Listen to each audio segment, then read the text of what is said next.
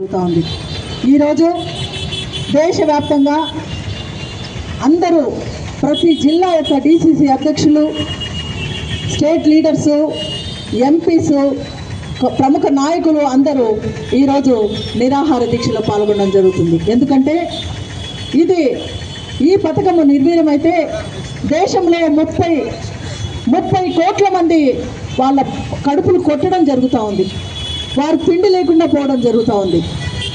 ఎక్కువగా వ్యవసాయ కూలీలు ఉన్నటువంటి వ్యవసాయక దేశం మనది. ఎంతోమంది ఉపాధి లేక ఉన్నప్పుడు ఈ చట్టం ద్వారా 2005లో మన్మోహన్ సింగ్ గారి నాయకత్వంలో ఈ జాతీయ గ్రామీణ ఉపాధి హామీ పథకాన్ని చట్టం తీసుకురావడం జరిగింది.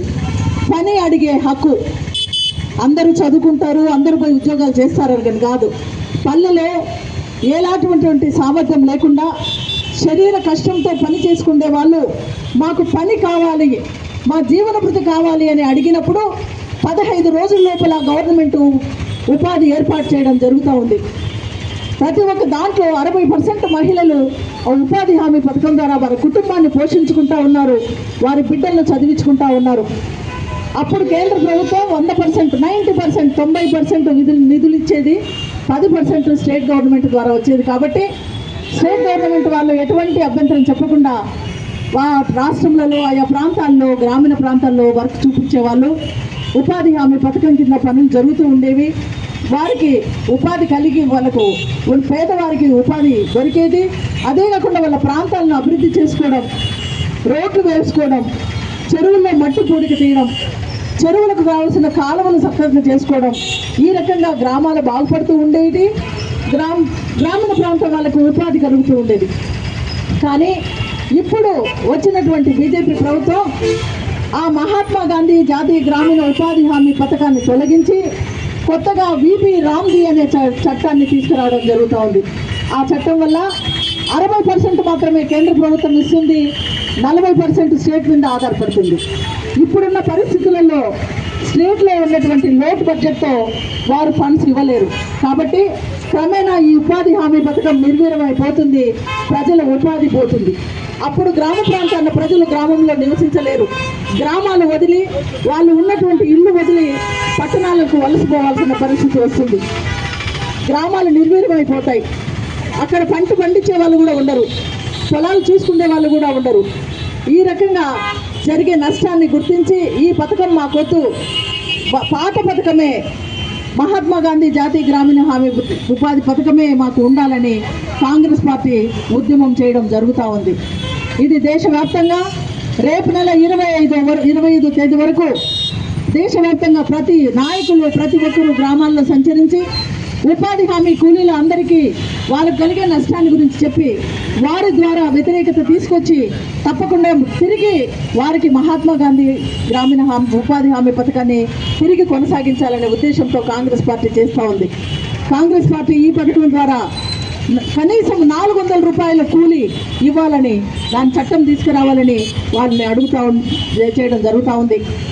గతంలో ప్రతి దానికి కాంగ్రెస్ పార్టీ పోరాడాల్సి వస్తూనే ఉంది.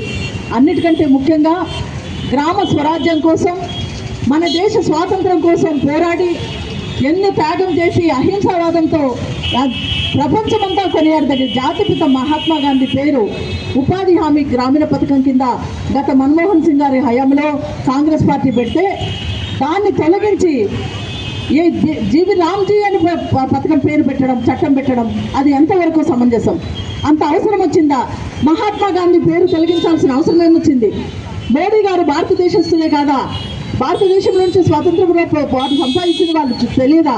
మహాత్మా గాంధీ పేరు తీయాల్సిన అవసరం ఏమొచ్చింది? ఉద్దేశం ఏంటంటే ఇప్పుడే చూస్తూ ఉన్నాం, మోడీ బీజేపీ ప్రభుత్వం మత విద్వేషాలను రెచ్చగొడతా ఉన్నారు. భారతదేశంలో ఇంతవరకు జరిగేటన్ని అందరూ ప్రజలు గుర్తిస్తూ ఉన్నారు. ప్రతి ఒక్కరికి మన భారతదేశంలో కులమే మతం తేడా లేదు. ముస్లిమ్స్, క్రైస్తవులు, హిందువులనే తేడా లేకుండా సోదర సోదరిమణులుగా ఉంటే వీరు వచ్చిన తర్వాత మత విద్వేషాలు రెచ్చగొట్టి ఇప్పుడు మహాత్మా గాంధీ పేరులో రామ్జీ అనే పేరు పెడితే ఏదో ఒక రకంగా గలాటలు లేస్తాయి, కలహాలు వస్తాయి, వీరు కొట్టుకొని చేస్తారు. నా ఇష్టమైన బడాబాబులకి నేను అందించుకోవచ్చనే ఉద్దేశంతో ఈ రకంగా ప్రజల్లో విద్వేషం రెచ్చగొట్టడానికి మహాత్మా గాంధీ పేరు తీయడం జరిగింది. ఇది ఒప్పుకునే ప్రశ్నే లేదు. జాతిపిత మహాత్మా గాంధీ పేరునే కొనసాగించాలని కాంగ్రెస్ పార్టీ పట్టుబట్టి మేమందరం పోరాడుతూ ఉన్నాం. ఇంకొకటి విషయానికి వస్తే ఈ పథకం వల్ల పేద ప్రజలు నష్టపోతూ ఉన్నారు. తినడానికి తిండి లేకుండా నష్టపోతూ ఉన్నారు. అదే కాకుండా ఈ జీరాంజీ చట్టంలో ఏం పెట్టినారంటే, ఇంతకు ముందు అయితే అడిగిన 15 రోజుల్లో పని వచ్చేది, అన్ని ప్రాంతాల్లో ఉండేది. ఈ జీరాంజీ చట్టంలో ఎవరైతే కేంద్రం మోడీ ఎక్కడైతే ఏ ప్రాంతం నిర్ణయిస్తారో ఆ ప్రాంతంలోనే ఉపాధి హామీ కూలీ జరుగుతుంది, మిగతా ప్రాంతాలలో ఉండదు. వారి ఇష్టం వచ్చినట్టు ఆ పని కూడా కాంట్రాక్టర్లకు అప్పచెప్పడం జరుగుతుంది. ఇంతకు ముందు ఉన్న పథకంలో మేట్లు, ఫీల్డ్ అసిస్టెంట్లు, సోషల్ ఆడిట్ అని పని చేసిన ప్రతి కూలికి వాళ్ళ అకౌంట్లో డబ్బులు పడేది. కానీ ఇది అట్లా కాదు, కాంట్రాక్టర్లకు పోతుంది. కాబట్టి అది అన్ని విధాల ప్రజలకు నష్టం కలిగేది. తర్వాత పేదలకు, బడుగు బలహీన వర్గాలకు, మహిళలకు అందరికీ నష్టం కలిగేది జీరాంజీ చట్టం. కాబట్టి ఈ చట్టాన్ని పూర్తిగా వ్యతిరేకిస్తూ ఈ చట్టాన్ని మాకు వద్దు, మహాత్మా గాంధీ పేరుతో ఉన్నటువంటి జాతీయ గ్రామీణ ఉపాధి హామీ పథకమే మాకు కావాలని చెప్పేసి కాంగ్రెస్ పార్టీ పోరాడుతుంది. కాబట్టి ఉపాధి హామీ కూలీలు ప్రతి ఒక్కరూ ఎవరెవరైతే లబ్ధి పొంది ఉన్నారో వారందరూ సహకరించి దీన్ని వ్యతిరేకిస్తూ మీ ఉపాధిని మీరు సంపాదించుకోవాలని నేను తెలియజేసుకుంటూ ఉన్నాను. అంతేకాకుండా ఇంతకుముందు ఫస్ట్ మన రాష్ట్రానికి సంబంధిస్తే ఎక్కువగా ఆంధ్రప్రదేశ్లో ఈ జాతీయ గ్రామీణ ఉపాధి హామీ పథకం ద్వారా లబ్ధి పొందింది.